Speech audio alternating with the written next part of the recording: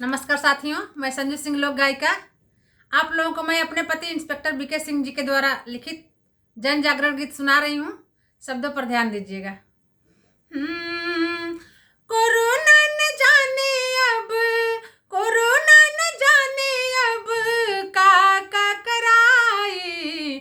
America ऐसन देश मांगे भारत से दवाई। अमेरिका ऐसन देश मांगे भारत से दवाई।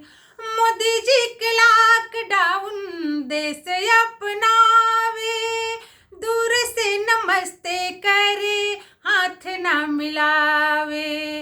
मोदी जी के लॉकडाउन देश अपनावे, दूर से नमस्ते करे हाथ ना मिलावे। सेवा धर्मी योगी जी, सेवा धर्मी योगी जी, सेवा धर्मी योगी जी, पिता के अर्थी में न जाई। अमेरिका ऐसन देश मांगे भारत से दवाई। अमेरिका ऐसन देश मांगे भारत से दवाई।